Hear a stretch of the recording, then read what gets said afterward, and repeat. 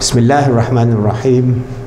Assalamualaikum warahmatullahi ta'ala wabarakatuh. Alhamdulillah rabbil alamin. Wassalatu wassalamu ala syarafil anbiya wal mursalin wa ala alihi wa sahbihi ajma'in.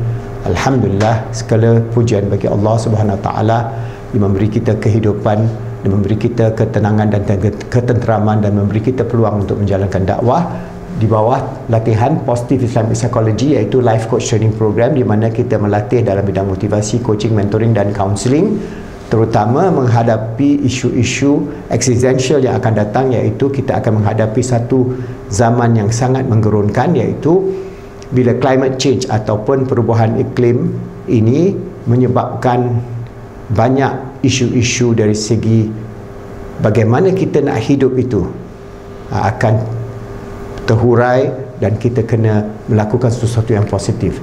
Jadi kita ada banyak research. Jadi research yang saya tumpukan sekarang ialah climate change atau perubahan iklim, dan kita ada network kita iaitu Islamic Climate Action Network. YouTube, you masuk di situ, dan kita ada WhatsApp group, dan you boleh sama-sama memberi ilmu pengetahuan tentang ancaman kehancuran secara total jika kita tidak mengubah cara hidup kita dan cara tamadun ini yang berasaskan fossil fuel, berasaskan kepada intensif, berasaskan kepada pollution dari segi karbon dioksida, CFC, methane dan sebagainya, yang sedang merosakkan iklim dunia secara yang sangat ketara, sangat cepat. Jadi kita tak boleh katakan benda ni it's business as usual. No. Now is the time for us to act. Di bawah IPCC, International Intergovernmental Panel for Climate Change, United Nations mengatakan kita hanya ada 10 tahun saja untuk mengubah diri kita, keluarga kita, ummah dan global, supaya kita shift daripada cara tamadun ini dijalankan menggunakan fossil fuel kepada cara-cara yang lebih sustainable, renewable energy dan macam-macam lagi yang kita tahu dari segi kaedah-kaedah saintifik itu memang sudah wujud. Cuma kita kena memberi perhatian supaya political leader kita itu sekata dengan kita dan mula mengambil tindakan secara total. Sebab dunia ini satu. Kalau umpamanya Amerika tidak setuju untuk mengambil tindakan, maknanya Amerika dan Donald Trump itu akan menyebabkan seluruh dunia ini hancur. Jadi itu yang kita perlu tentukan, bahawa influence dari segi semua daripada individu dalam tamadun ini, individu itu penting untuk mengambil tindakan supaya kita dapat mempengaruhi political leader kita, dan political leader kita perlu mempengaruhi global leaders di seluruh dunia, negara besar, China, India, Amerika, Europe dan sebagainya, dan sama-sama kita bantu mengatasi masalah yang eksistensial ini. Dan saya akan tunjuk video The Last Hours, bagaimana ia menunjukkan bagaimana kalau kita tidak mengambil tindakan dalam masa 10 tahun ini, kemungkinan besar dalam 100 tahun tamadun manusia ini akan extinct, pupus, punah. Tidak ada lagi kewujudan. Bukannya hanya manusia, semua jenis-jenis haiwan-haiwan dan serangga-serangga dan sebagainya. Itu 100 tahun sahaja.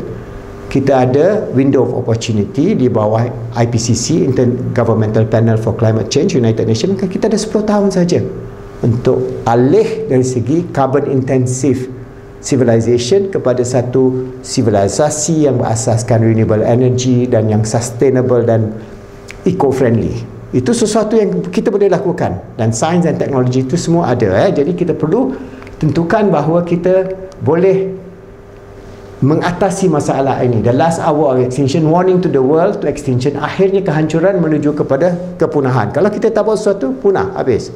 Tetapi sebagai Muslim dan mukmin, kita tahu yang menentukan ialah kun fayakun daripada Allah Subhanahu Wa Taala. Kita hanya boleh ikhtiar. Kalau Allah nak tentukan bahawa kiamat esok, memang kiamat. Tetapi kalau Allah nak tentu kiamat itu 1000 tahun akan datang, itu akan terjadi juga. Tetapi yang Allah bagi ialah peluang kita menentukan hala tuju, sama ada ke arah kepunahan atau ke arah kesejahteraan.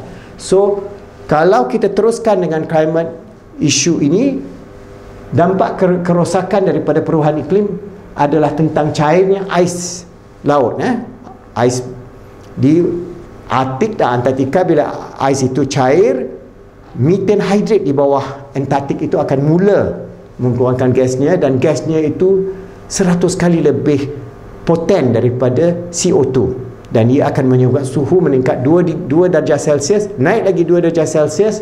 Kalau dia dah sampai 4 darjah Celsius kenaikan suhu itu, dia akan sudah ada feedback loop, dan feedback loop ni akan naik sampai 8 ke 10 darjah Celsius.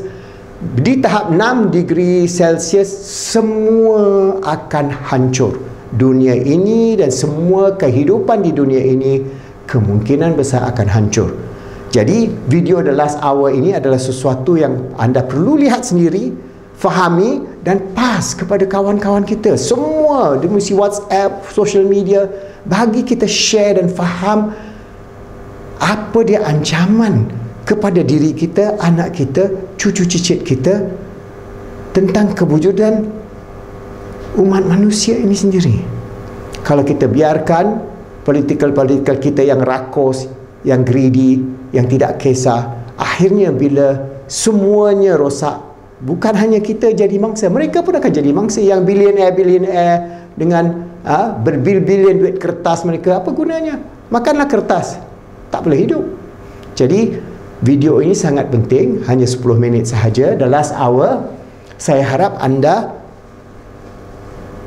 suruh mereka subscribe kepada kita punya YouTube kita, channel YouTube kita, dan sebarkanlah video The Last Hour ini yang akan kita tayangkan selepas ini kepada seramai mungkin sahabat-sahabat anda, dan sama-samalah kita secara positif menangani isu perubahan iklim ini, dan sama-sama cuba menyelamatkan apa sahaja yang kita boleh lakukan, sebab kita ditugaskan oleh Allah menjadikan diri kita baik, membantu orang lain jadi baik, dan jadikan dunia ini baik. Akhirnya kalau Allah sudah tentukan kiamat itu akan terjadi 100 tahun, inna lillahi wa inna ilaihi raji'un. Tetapi kalau Allah sudah tentukan 1000 tahun lagi, kita ikhtiarkan daripada sekarang supaya anak cucu cicit kita dapat kehidupan yang sejahtera, yang adil dan yang saksama, yang dapat menjadikan kita semua khalifah Allah di muka bumi, sentiasa menjadikan diri kita baik, membantu orang lain jadi baik, dan jadi dunia ini baik, insya-Allah.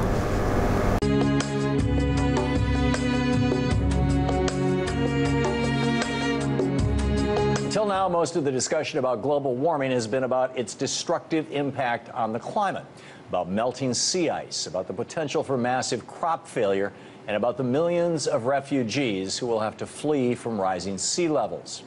And while these things are terrifying in their own right, no one, except for a small group of people in the scientific community, has been recently talking much about the E word, extinction.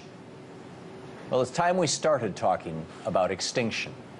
Because if we continue on the path we're on, if we continue pumping fossil fuels into the atmosphere, it won't just mean the end of the Arctic sea ice or the end of miles of shoreland. It could mean the end of most large, complex life forms on Earth. And that would include us. The possibility that global warming could lead to a mass extinction like our planet has seen 5 times in the deep geologic past is the subject of our new documentary, Last Hours, which we're proud to present in its entirety tonight, right here on The Big Picture.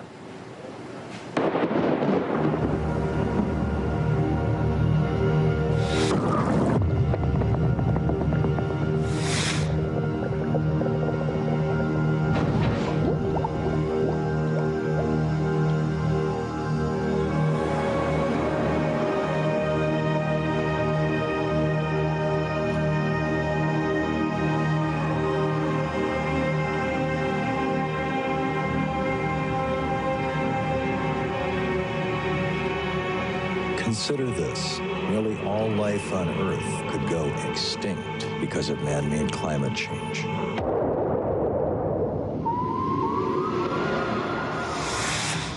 It's hard to imagine Earth without life. We take life for granted, but life has not always flourished here. The Earth has experienced dramatic loss of life, or what we call mass extinctions, 5 times over the course of geologic history. Each one of these events has resulted in the loss of more than half of all life on Earth. And the largest and most devastating of all was the Permian mass extinction. Almost all life on Earth disappeared. Yeah, Permian mass extinction is, in essence, just the greatest crisis that life on Earth has ever suffered. By the end of the Permian mass extinction, 95% of all life on the planet was dead. And why is this important today?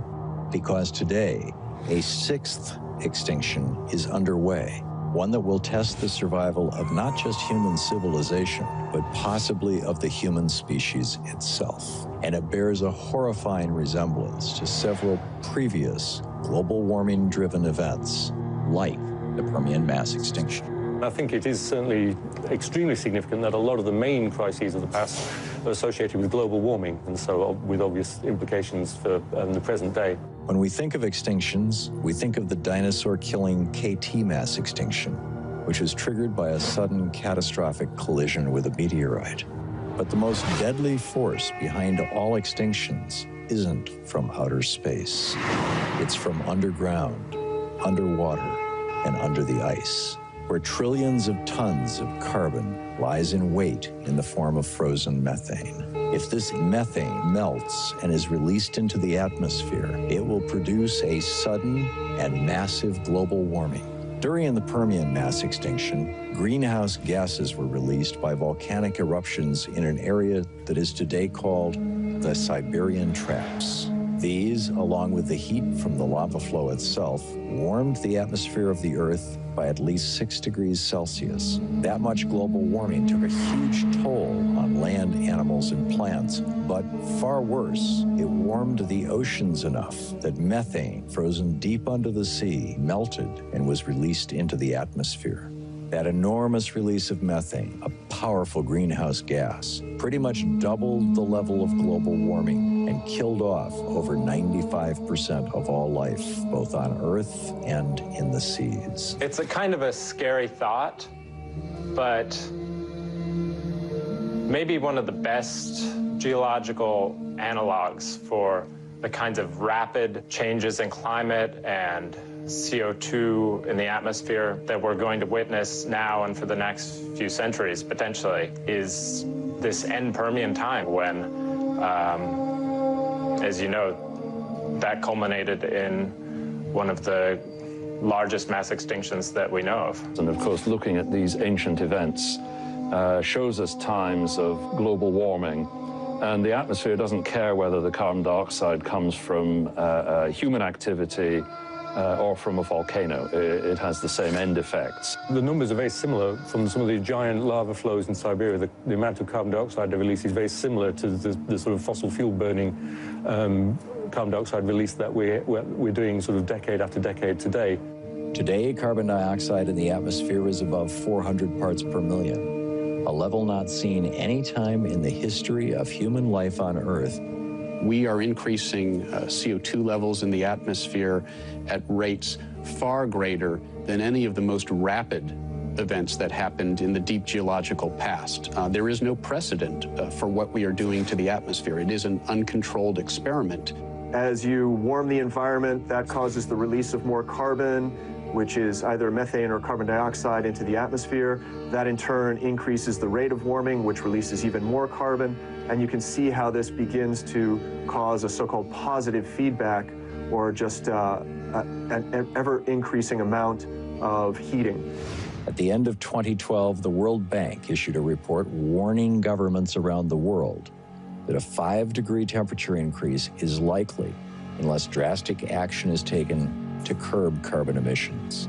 And a 6-degree increase was, according to some scientists, all it took to pass a tipping point during the Permian mass extinction. There's a virtual scientific consensus that 6 degrees was all it took to initiate the PETM. In both cases, it involved massive releases of methane. We know that in the bottom of the seafloor, large parts of the ocean margins have methane in a solid phase. And what happens is that when you change the temperature, it can dissociate, or you can think of it as melting this frozen methane phase.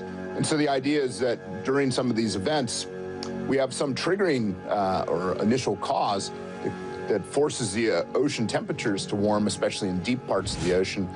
And then that dissociates or melts this solid methane phase, which then goes into gas, which can get into the ocean and the atmosphere. Methane is way worse than carbon dioxide. It's inert right now in the soil. It's not affecting anybody in any way. When you warm it, it becomes a gas. Then it starts acting immediately as a greenhouse gas. So this is an immediate and very short-term threat to planetary civilization. The risk is a so-called runaway greenhouse, which is the self-correcting mechanism cease to kick in, and you heat by a little bit, and you release methane. That then causes excess heating, and you release more methane, and so it goes on. That's probably the biggest issue that we face. Sea level change is a big one, too, a very expensive one to manage, but the methane release from the tundra, once that gets underway, we reach a point where we lose the option of having an effective mitigation strategy. We can always abandon coastlines, but if we activate enough of the carbon reservoir in the terrestrial biosphere, that becomes unmanageable. So that's unfortunately kind of a doomsday scenario that our trajectory is pointed to. Most disconcerting, the Arctic ice sheet that keeps the carbon stable is melting rapidly. In July 2013, the Arctic lost 41,000 square miles, an area half the size of Kansas, every single day. And scientists have witnessed kilometer-wide columns of methane gas bubbling up from the ocean floor, suggesting the tipping point to runaway climate change is dangerously close. While it appears we've already passed the tipping point for an ice-free Arctic in the summer, other tipping points could be centuries, generations, or just years down the road. The big danger about tipping points is that you can only recognize them when it's too late to do anything about it. So why should we risk these catastrophic events? In the case of climate change, our planet's life support system is at stake. So it is our obligation to take every precaution to stop it. We must begin to reduce carbon emissions dramatically. Yet, at this moment, we're facing a crisis of world leadership. Powerful fossil fuel corporations are fighting to monetize the trillions of tons of carbon they own that's still underground. The world community, global citizens, governments, leaders, NGOs, and corporations must come together, step forward, and take decisive action. Let's continue the research, but let's not wait until we pass more tipping points. This is the most urgent of times and a most urgent message. Please forward this to as many people as you can. A number of people have endorsed this film, including former Vice President Al Gore, who said that carbon pollution from burning fossil fuels is changing our climate and transforming our world. From more destructive and more frequent climate-related extreme weather events and rising sea levels to climate refugees, crop failure, and water scarcity, the consequences are profound. Al Gore said Last Hours expertly explains how we got here and what will happen if we don't work together to stop it. It is a needed and urgent call to action. Kumi Naidoo, the international director of Greenpeace International, said that Last Hours is a captivating, extremely compelling appeal meant to awaken politicians and business leaders to take climate change action and stop runaway catastrophic climate change. Few films have managed to capture the sense of urgency as well as Last Hours. In the context of science telling us that emissions need to peak by 2015 and then come down, and with politicians doing little to reflect this urgency, this is a much-needed asset for the climate movement. And Maggie Fox, president and CEO of the Climate Reality Project, praised Last Hours, saying that in the 18th century, Edmund Burke wrote, "Those who don't know history are destined to repeat it." Many years later, Last Hours makes clear how much we have to learn from our planet's history to truly understand the potent threat of trapped methane. This film acts as a call to action on climate that we must heed. The stakes couldn't be higher. Share lasthours.org with everyone you can. Tag, "You really are it."